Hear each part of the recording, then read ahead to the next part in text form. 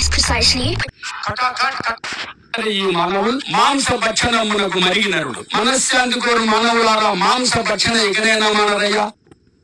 దయాల స్వామికి అహింసను గురించి ఎంత బాగా చెప్పినాడు. భూమిలోన పుట్టుకుచు టుంగ బటికలు దుంపలు దున్ని తినుచు మనిషి మలము తినుచు మరి బ్రతుకుతున్నది. మురికి గుంటలలోన మునుగుతున్నది. మురికి దేహముతోడ మనిషికి ఎదురైనప్పుడు ముక్కు అదిమి పట్టి పక్కకు పోదురే మమ్ము ఎవరు ముట్టరి మనుషుల నుంచి మదియంతో మురిసింది ఓ ఉరబంది. కానీ ఈ మనిషి ఈ మురికి దేహమును కాల్చి ముక్కలు చేసి ఉప్పు కారం పెట్టి ఉడికించి కూర వండుకు తిందురు ఈ కుటిల మానవులు. నీటిలోన పుట్టి నీటిలోన పెరిగి నిగనిగలాడుతూ నీటిలో తిరుగాడు చేపలు మనకేమి చెరుపు చేసి గడ్డిగా అనుమతిని బిడ్డవలు నమ్మిన మేకలు పొట్టెన్లు మనకేమి పోరు సలిపే. ఉన్ని గలలు మృంగి తెల్లవారిందని తెలుపుటకు కూతలేచున్న కోళ్లు మన ధనమెంత కొల్లగొట్టే. ఇట్టి జీవుల పట్టి చంపి భక్షింతుడే మనుషులకిది ఏమి మాయరోగంబురా. యముడు చూచుచుండు విటువక బంధించి హింసించినప్పుడు అర్థమగును మూర్ఖమతుల కనుచు ఇటువంటి విఘ్నులు చెప్పిన వినరు ఈ మానవులు. మాంస భక్షణమునకు మరిగినరుడు. మనశ్శాంతి కోరు మానవులారా మాంస భక్షణ ఇకనైనా మానరయ్యా.